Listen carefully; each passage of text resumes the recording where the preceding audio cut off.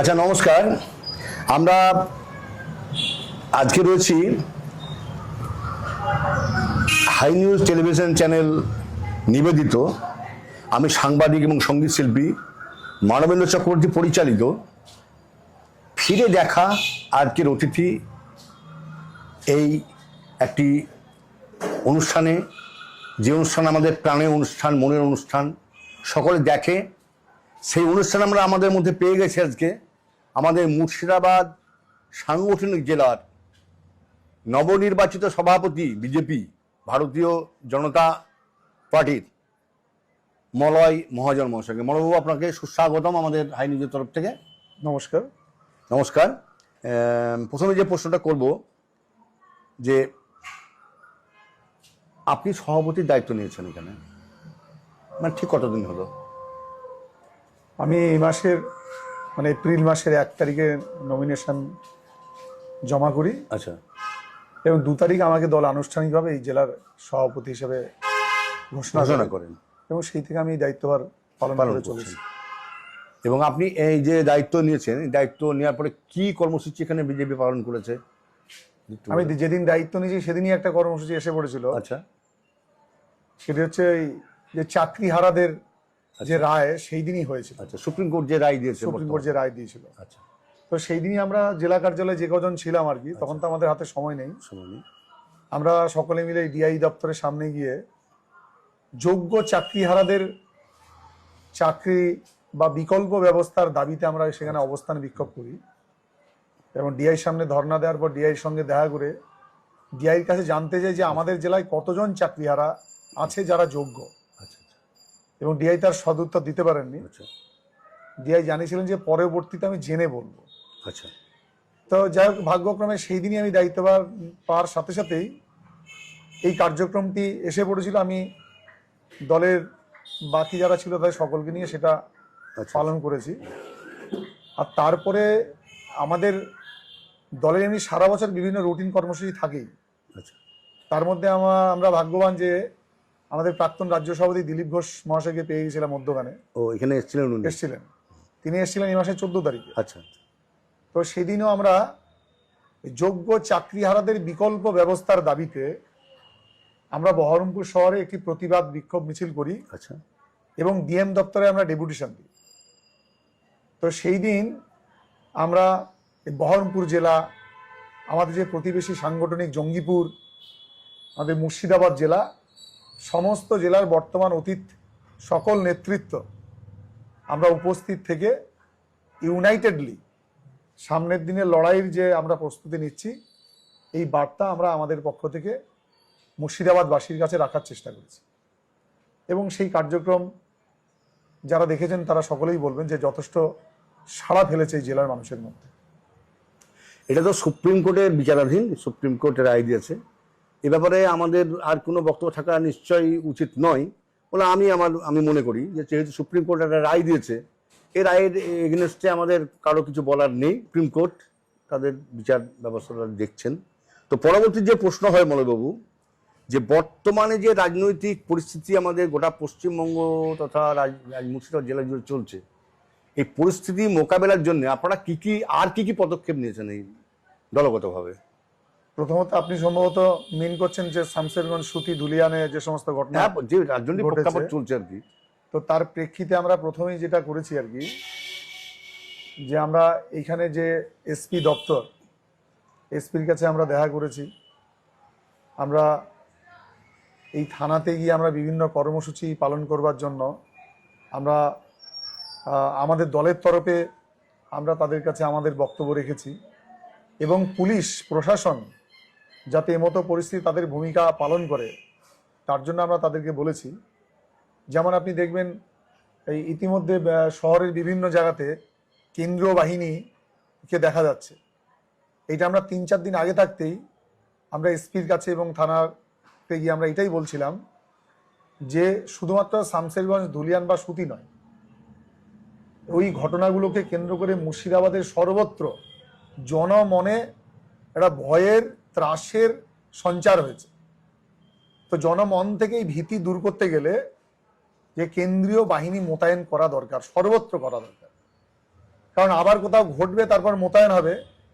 আমরা সেই জন্য মনে করেছি না, কিছু ঘটার আগেই সেটা মোতায়েন হওয়া দরকার।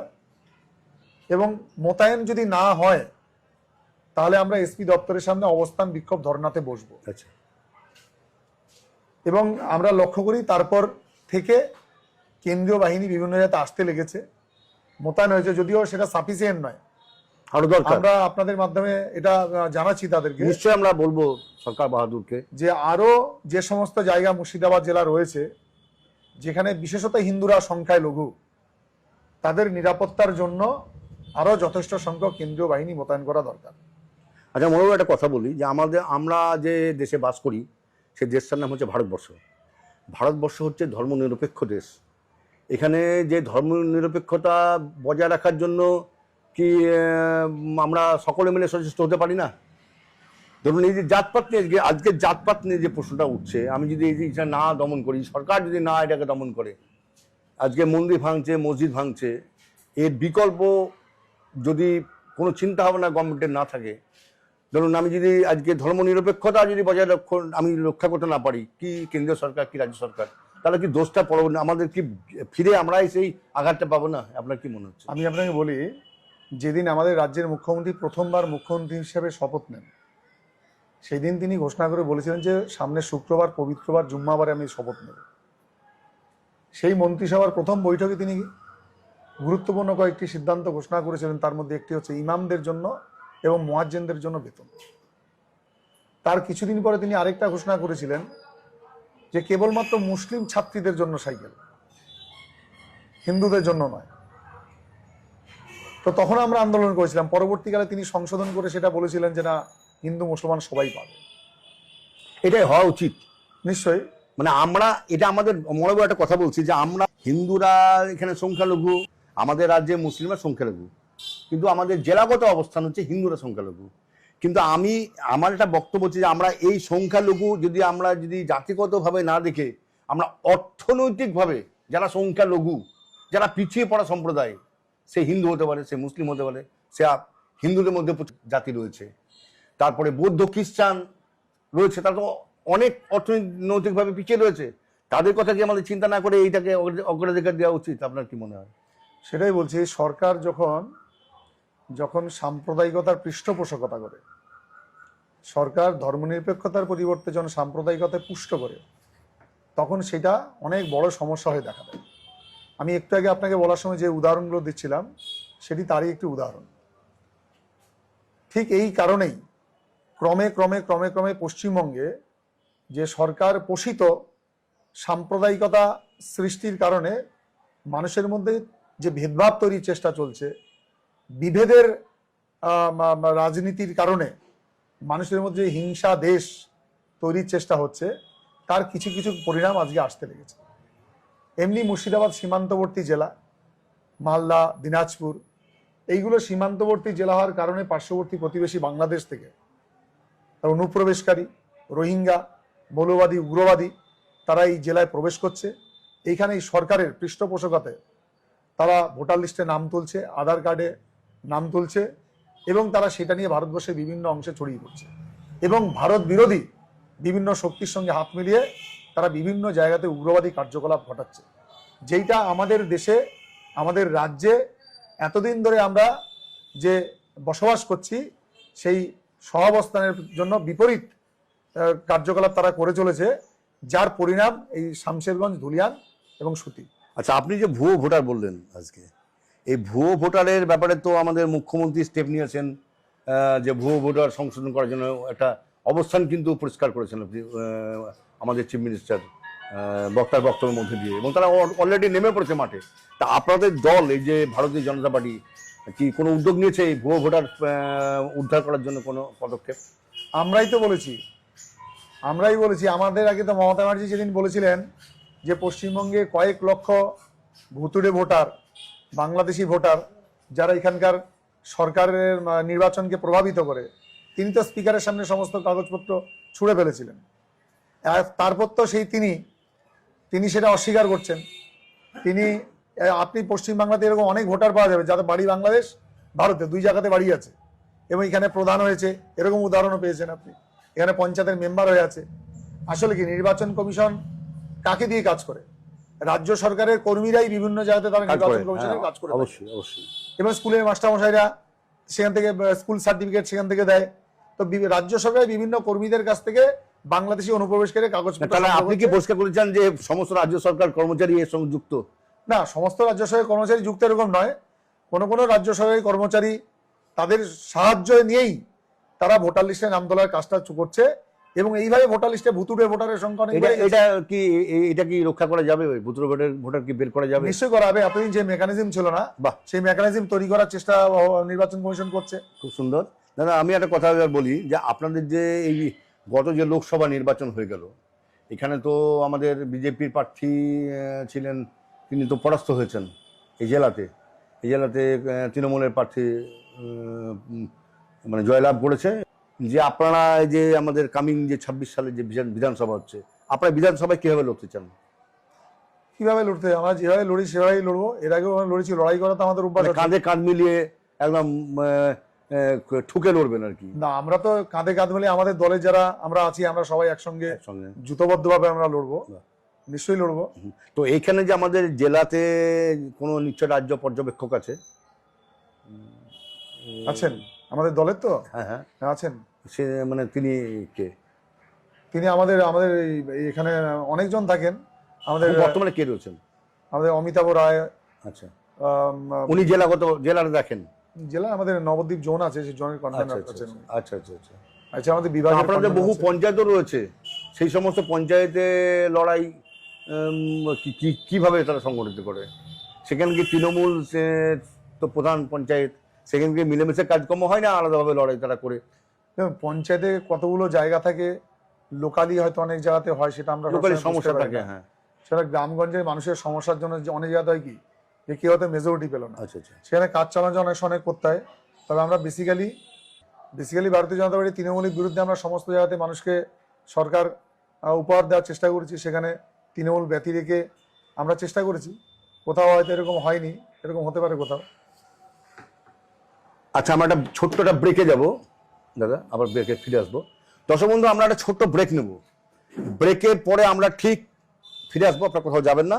আমাদের আলোচনা চলছে আমাদের ভারতীয় জনতা দলের মুর্শিদাবাদ জেলার সাংগঠনিক সভাপতি মলয়বাবুর সঙ্গে। আমরা এখনই ফিরে আসবো। আচ্ছা, আমরা ব্রেকের পর ফিরে এলাম আমাদের প্রিয় অনুষ্ঠান, সকলের পরিচিত অনুষ্ঠান,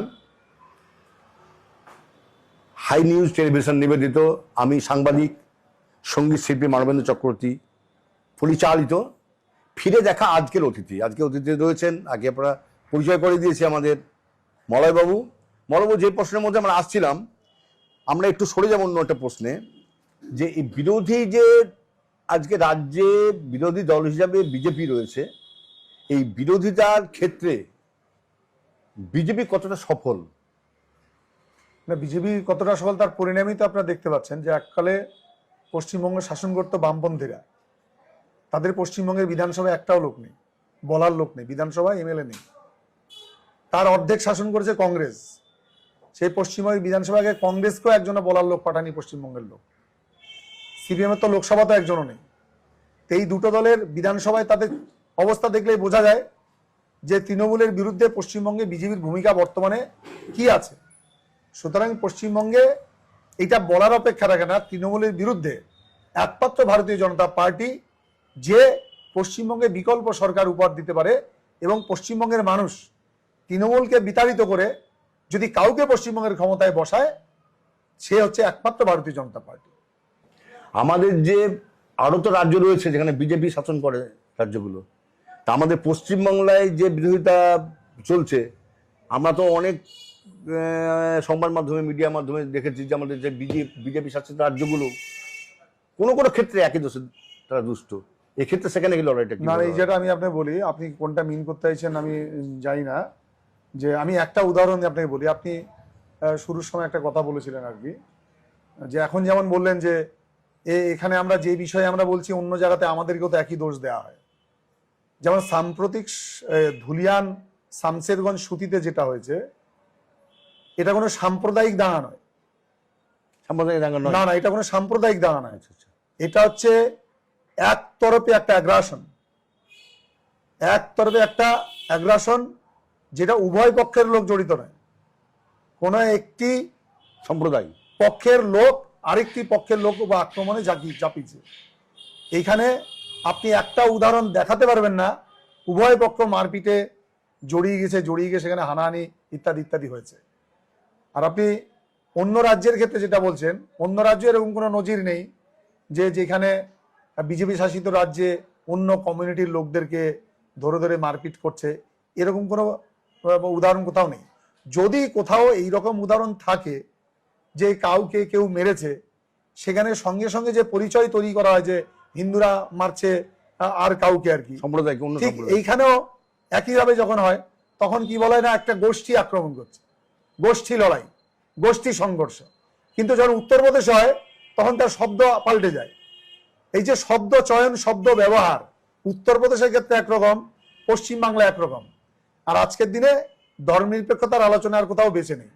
যখন মমতা ব্যানার্জি কুম্ভে স্নান করতে যাননি, কুম্ভে স্নান করতে না গিয়ে তিনি সেটাকে মৃত্যুকুম্ভ বলেছেন, এবং তিনি আবার নামাজের দিন যখন রেড রোডে যখন নামাজ পড়তে গিয়েছেন তখনই তিনি বোঝা গেছে যে তিনি মুখ্যমন্ত্রীর চেয়ারে বসে তিনি কি করতে চাইছেন। আমি যে প্রশ্ন আপনাকে একটা করেছিলাম একটু আগে, যে আমাদের এই বিশাল ভারতবর্ষ, এই দেশটা হচ্ছে সাম্প্রদায়িক সম্প্রীতির একটা দেশ, ধর্মনিরপেক্ষ। এই ধর্মনিরপেক্ষ অটুট যদি না থাকে তাহলে কি ভারতবর্ষকে বাঁচানো যাবে? আপনি কি মনে করেন? আমি বলি আমাদের দেশ যেটা আজকে বলা হয় যে ধর্মনিরপেক্ষ দেশ, আমাদের দেশের ধর্মনিরপেক্ষ শব্দটাই এসেছে সংবিধান সংশোধন করার পরে। তার আগে আমাদের দেশের ধর্মনিরপেক্ষ বলে কোনো শব্দও ছিল না। আমাদের দেশকে ধর্মনিরপেক্ষ দেশ বলে কেউ জানতো না। আমাদের দেশ হচ্ছে বেদ উপনিষদের দেশ। আমাদের দেশের ভাষা ছিল সংস্কৃত। আমাদের দেশের যে ভৌগোলিক সীমানা ছিল আরো বহু দূর। সুতরাং আজকের দিনে আমি যেটা বলছেন আপনি, ক্রমে ক্রমে ক্রমে ক্রমে ক্রমে ক্রমে আমাদের দেশে মোগল, ইসলাম, খ্রিস্টান, পাঠান সবাই এসেছে। কেউ আমাদের সঙ্গে লড়াই করেছে, যুদ্ধ করেছে, জয় করেছে, কেউ হেরেছে। বিভিন্ন কারণবশত তারা এই দেশে থেকে গেছে। ক্রমে ক্রমে ক্রমে ক্রমে আমরা আজকে ধর্মনিরপেক্ষ হয়েছি। কিন্তু সত্যি সত্যি কি আমরা দেশ ধর্মনিরপেক্ষ? আজকে আপনি ভাবুন যে আজকের ভারতে ভাবা যায় যে দৃশ্য ধুলিয়ান সুতিতে আমরা দেখতে পাচ্ছি, যে আজকে বাড়িঘর ছেড়ে নদী পার হয়ে আশ্রয় নিচ্ছে। এটা আপনি দেখতে পেয়েছেন ভারত বিভাজনের সময়, যখন ভারত যখন ভাগ হয়, এই দৃশ্য আমরা দেখেছি। আজকে ভারতে বসে পশ্চিম বাংলাতে এরকম একটি দৃশ্য মুর্শিদাবাদের লোক দেখছে। আমাদের লজ্জা লাগা উচিত। যারা ধর্মনিরপেক্ষতার আলোচনা এখনো করছে, সাম্প্রদায়িক সম্প্রীতির কথা বলছে, তাদের লজ্জা করা উচিত। বিশেষত পশ্চিমবঙ্গের মুখ্যমন্ত্রীর স্মরণ করা উচিত। আচ্ছা, আপনি কি আমাদের যে সাম্প্রদায়িক যে সম্প্রীতি নষ্ট হচ্ছে এবং যে দাঙ্গাটা রিসেন্টলি হলো, যেটা নিয়ে আলোচনা করলেন, এখানে কি পুলিশ প্রশাসনের ভূমিকা সদর্থক ছিল? নক্কারজনক। পুলিশ প্রশাসনের ভূমিকা নক্কারজনক। এই যে গতকালকে আপনার ইয়েতে ভোট হচ্ছে, জজান বলে একটি অঞ্চল, ভরতপুর থানা, সেখানে পুলিশ দাঁড়িয়ে থেকে বিজেপির লোকেদেরকে তাড়িয়ে দিচ্ছে। কেন? যাতে নমিনেশন তুলতে না পারে। আমি ওখানকার ওসিকে ফোন করেছি, বলছে যাতে গোলমাল না হয় আমরা তাড়িয়ে দিচ্ছি। মানে গোলমাল না হয় বিজেপির লোককে তাড়িয়ে দিচ্ছে, যাতে অ্যাকচুয়ালি উদ্দেশ্য যাতে নমিনেশন তুলতে না পারে। পুলিশের ভূমিকা একই। রামনবমীতে যদি অস্ত্র থাকে তখন আপনার তার নামে মামলা হয়। রামনবমীতে অস্ত্র থাকলে মামলা হচ্ছে, কিন্তু অন্য কোনো প্রোগ্রামে যদি অস্ত্র থাকে পুলিশ মামলা করতে সাহস করে না। কোথাও সাম্প্রদায়িক সম্প্রীতির কথা তুলে যখন মামলা হয়, পুলিশ দেখে দেখে বেছে বেছে মামলা। পুলিশের দ্বিচারিতা একদম দ্বিচারিতা বলে দুই রকমের আচরণকে দ্বিচারিতা বলে।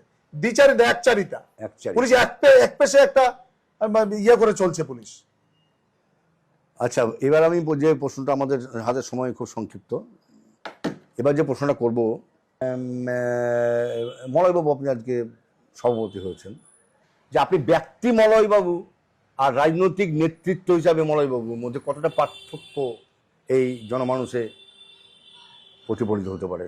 ব্যক্তি মলয়বাবু কি, আমি সবার সাথে কথা বলতে ভালোবাসি, মিশতে ভালোবাসি, আর কিন্তু আমি যখন কাজের জায়গাতে আমি সম্পূর্ণ আলাদা। কারোর সঙ্গে আমার ভাব ভালোবাসার সম্পর্ক যাই থাকুক, আচ্ছা, কাজের ক্ষেত্রে সেটার কোনো প্রভাব পড়ে না। আমার কাজের জায়গাতে, তার সঙ্গে যাবতীয় ভালো মন্দ সবকিছু কাজের সঙ্গে, আর বাকি মানুষ হিসাবে সবার সাথে আমার। ব্যক্তি মলয়বাবু আর রাজনৈতিক নেতৃত্ব যে মলয়বাবু সম্পূর্ণ আলাদা। নিশ্চয়ই। এবার ঘটনা হচ্ছে যে আপনি যখন এই আমাদের জেলায় যে লড়াইগুলো সংগঠিত হয়, তা কিভাবে সেই সংগঠনগুলো আপনি সেই মানে লড়াইগুলো কিভাবে সংগঠিত করেন? দলগতভাবে নিশ্চয়ই, আমি সে প্রশ্নে যাচ্ছি না, মানে আপনি যে অবস্থানটা নেন আর কি আমাদের আপনাদের দলের মধ্যে, সেটা কীভাবে বন্টন করেন? না, দলের মধ্যে কীভাবে বলেন, দল তো ধরুন একটা সংগঠন, মানে প্রত্যেকটা মানুষের মধ্যে কিছু গুণাগুণ আছে, যোগ্যতা আছে, সেই যোগ্যতা অনুসারেই তাদেরকে বিভিন্ন দায় দায়িত্ব দিতে হয়। এটা আমাদের সংগঠন, সব ব্যক্তি তাই করে। এবার কি বিধানসভাতে ভালো ফল করবে বিজেপি আশা করি? নিশ্চিতই ভালো করে। পশ্চিমবঙ্গের মানুষের সামনে আর কোনো বিকল্প নেই। আর জেলাগতভাবে আপনার কি মনে হয়? জেলা বলুন, রাজ্য বলুন, এখানে কটা আসন মোটামুটি বিজেপি জয়লাভ করতে পারে বলে আমাদের যে সাংগঠনিক জেলা বহরমপুর, আমাদের 7টা বিধানসভার আসন আছে। আচ্ছা, এই 7টা বিধানসভার মধ্যে 5টা বিধানসভার আসন আমরা জিতবো এবার একদম। এবং সেই লক্ষ্য নিয়ে এই বার্তা মানুষকে দিতে চাইছেন? বার্তা না, এই আমরা 7টা বিধানসভা জিতবো, এই এই লক্ষ্য নিয়ে আমরা এগোচ্ছি এবং আমরা নিশ্চিত যে সামনে এই লক্ষ্য আমরা পূরণ করব। থ্যাংক ইউ, ধন্যবাদ। এবারে যে আমরা যে লাস্ট যে কোশ্চেনে আসবো, যে মনোবাবু, যে আমাদের এই যে মুর্শিদাবাদ জেলায় যে ব্লকগুলো আছে, সেই ব্লকগুলোতে জেলা পরিষদের যে কাজকর্ম, অনেক কিন্তু আমরা রাস্তাঘাট দেখছি, সুন্দর সুন্দর রাস্তাঘাট, পাকা রাস্তা, হাইওয়েগুলো নতুন হচ্ছে, অফিসগুলো ঝকঝক করছে, পুলিশ একটা থানায় গেলে যেটা আমরা আগে পাইনি, কিন্তু অনেক অফিসগুলো ঝকঝক করছে। তারপরে আপনার আজকে লক্ষ্মী ভাণ্ডার, আজকে স্বাস্থ্যসাথী, এসব গভর্নমেন্ট দিচ্ছে, তো মানুষের মনে একটা বিরূপ প্রভাব পড়ছে এই দল সম্পর্কে, একটা বিজেপি সম্পর্কে একটা বিরূপ প্রভাব, এবং সরকারের পক্ষে একটা ভালো প্রভাব পড়ছে।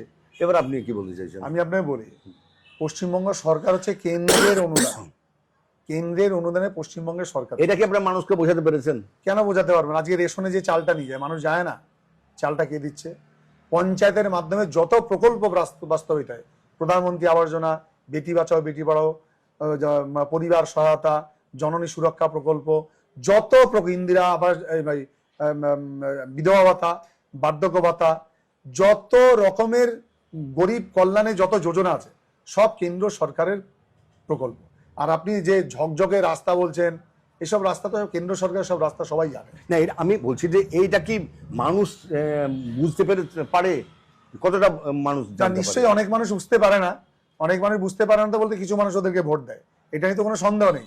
যেমন লক্ষ্মীর ভান্ডার যারা পায়, আপনি বলুন যে মাটা লক্ষ্মীর ভান্ডার পায়, তার মেয়েটা যে সরস্বতী, MA BEd পাশ করেছে, চাকরি পরীক্ষা দিয়ে রাস্তায়, কলকাতা রাস্তায় বসে আছে, চাকরি পায়নি, অযোগ্যরা চাকরি চুরি করে নিয়ে বিক্রি করলো, সরকার চুরি করে নিয়ে চলে গেল, আর মা লক্ষ্মীর ভান্ডার পাচ্ছে 1200 টাকা, আর মেয়ের যোগ্যতা হচ্ছে মাসে 1,20,000 টাকা ইনকাম করতে পারবে, তাকে সেই টাকা দিচ্ছে না, মাকে 1200 টাকা দিয়ে তার লক্ষ্মীর ভান্ডার বলছে।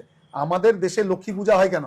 যে ধনে ঐশ্বর্যে পরিপূর্ণ হয়ে উঠবে ভান্ডার, আর 1200 টাকা ভাতা দিয়ে, ভিক্ষা দিয়ে সরকার প্রমাণ করার চেষ্টা করছে, দেখ আমি লক্ষ্মীকে কত দিচ্ছি, এদিকে সরস্বতীটাকে শেষ করে দিচ্ছে সে। কিন্তু মনে হচ্ছে যে আপনারা এই জিনিসটা বোঝাতে সক্ষম হননি মানুষকে। না, ঠিকই বলছে, মানুষ কিন্তু দেখছে রাস্তাঘাট পরিষ্কার, হাসপাতাল পরিষ্কার, ভেতরে কি হচ্ছে অতটা কিন্তু অনেকেই অনুধাবন করতে পারে না। না, এটা তো আপনি ঠিকই বলছেন। হ্যাঁ, যে আমরা যা বলি সবই যদি মানুষ বুঝে যেত, তাহলে তো ওরা ক্ষমতাতেই থাকতো না। নিশ্চিতভাবে আমাদের বলার এবং মানুষের বোঝানোর জায়গাতে কিছু গ্যাপ নিশ্চয়ই আছে, আমরা চেষ্টা করছি। তবে আপনি নিশ্চিত থাকুন যে সব থেকে বড় লড়াই কিন্তু বেঁচে থাকার লড়াই, সবচাইতে বড় লড়াই বেঁচে থাকার লড়াই। মানুষ বাংলাদেশের গল্প শুনেছে, ভারত বিভাজনের গল্প শুনেছে, কিন্তু ভারতে থেকে, মুর্শিদাবাদে থেকে এখন মানুষ যেসব দেখতে শুরু করেছে পশ্চিমবাংলার মানুষ, তারপরে লক্ষ্মীর ভান্ডার বলুন, আর সরস্বতীর কথাই বলুন, আর ইমাম মুয়াজ্জিন ভাতা বলুন, আর যাই বলুন, কোনো প্রকল্প দিয়ে কোনো কাজ হবে না, কারণ এই লড়াই বাঁচার লড়াই। মানুষ বাঁচতে চায়, ঠিক বলেছেন আপনি। এ লড়াই বাঁচার লড়াই, এ লড়াই একমুখো অন্যের লড়াই। লাস্টে আপনাকে যে প্রশ্নটা করে আমি এই আজকের অনুষ্ঠান সমাপ্ত করব, আমাদের মুর্শিদাবাদ জেলাতে সব থেকে একটা বড় সমস্যা আছে গঙ্গা ভাঙন। এই পরিপ্রেক্ষিতে আমাদের কেন্দ্রীয় সরকার, ভারতীয় জনতা দল কি পদক্ষেপ গ্রহণ করেছে এই গঙ্গা ভাঙন রোধে? ভারতীয় জনতা পার্টি কেন্দ্রের সরকার গঠনের আগে গঙ্গা ভাঙন রোধ বলুন, আর গঙ্গাকে পরিচ্ছন্ন রাখা বলুন, কেউ এই রকমভাবে এই ব্যাপারে মনোযোগ করেনি, অর্থ বরাদ্দ করেনি। ভারত সরকার তৈরি হওয়ার পর বিজেপির নেতৃত্বে প্রথম প্রকল্প হচ্ছে নমামি গঙ্গে প্রকল্প। আপনি এক্ষুনি চলে যান ভাগীরথী গঙ্গার ধারে, ভাগীরথী গঙ্গার পাশে দেখবেন আজ থেকে 12-14 বছর আগে দৃশ্যটা কি ছিল, এখন দৃশ্যটা কেমন আছে দেখবেন। গঙ্গার ধারে অনেক পরিষ্কার পরিচ্ছন্ন, আগের থেকে অনেক ভালো। তো সেই কারণে যে কেন্দ্র সরকার যে বরাদ্দ, সেই বরাদ্দের কারণেই আজকে নদী অনেক পরিচ্ছন্ন হয়ে উঠেছে, গঙ্গার ধার অনেক সুন্দর হয়ে উঠেছে। তথাপিও কেন্দ্র সরকারের এই অর্থ সরাসরি কেন্দ্র এইখানকার যারা এজেন্সি আছে তাদের মাধ্যমে ব্যয় করছে, সেখানেও নয়ছয় হচ্ছে, টাকা পয়সা নষ্ট হচ্ছে। সেই কারণে যতটা তার পরিণাম আসা উচিত, ফলাফল যতটা সুন্দরভাবে মানুষের নজরে আসা উচিত, সেটা আসতে পারছে না। তার কারণে সেখানেও বেশ কিছু দুর্নীতি আছে, গলদ রয়েছে আপনার মতে। দর্শক বন্ধু, আমরা শুনলাম অনেক তথ্য, আমরা আমাদের মলয়বাবুর কাছে আপনারা পেলেন। আপনারা ভালো মন্দ বিচার করার মালিক আপনারা, তাই তো মলয়বাবু? নিশ্চয়ই। আপনারা কিভাবে নেবেন সেটা আপনাদের ব্যাপার। তো আমরা আজকে অনুষ্ঠান এখানে শেষ করব। তো আপনাদেরকে আমরা ধন্যবাদ জানাচ্ছি আমাদের সঙ্গে থাকার জন্য এতক্ষণ ধরে। মলয়বাবু, আপনাকেও অনেক ধন্যবাদ জানাচ্ছি আমাদেরকে মূল্যবান আপনার সময় দান করার জন্য। হাই নিউজ টেলিভিশন চ্যানেল নিবেদিত আমি সাংবাদিক এবং সঙ্গীত শিল্পী মানবেন্দ্র চক্রবর্তী পরিচালিত ফিরে দেখা আজকের অতিথি এই অনুষ্ঠানে মলয়বাবুকে পেয়ে আমরা অশেষ আনন্দিত, গর্বিত। হাই নিউজের প্রত্যেকটি টেকনিশিয়ানকে আমরা অভিনন্দন জানাচ্ছি, যারা ক্যামেরায় সাহায্য করেছে, যারা আমাদেরকে আলোকে সাহায্য করেছে, প্রোগ্রাম টেলিকাস্টিং করার জন্য সাহায্য করেছে, তাদেরকে আমরা ধন্যবাদ জানাচ্ছি। এবং ধন্যবাদ জানাচ্ছি যারা দীর্ঘক্ষণ সময় ধরে আমাদের সঙ্গে থাকলেন তাদেরকে। নমস্কার।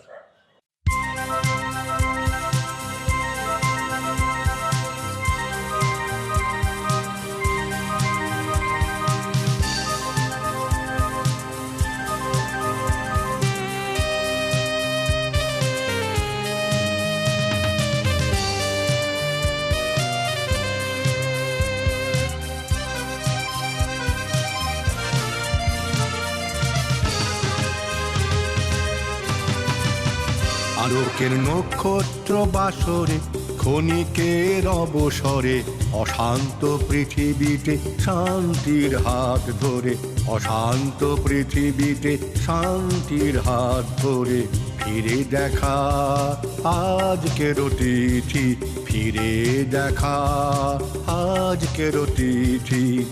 আলোকের নক্ষত্র বাসরে ক্ষণিকের অবসরে অশান্ত পৃথিবীতে শান্তির হাত ধরে, অশান্ত পৃথিবীতে শান্তির হাত ধরে ফিরে দেখা আজকের অতিথি, ফিরে দেখা আজকের অতিথি।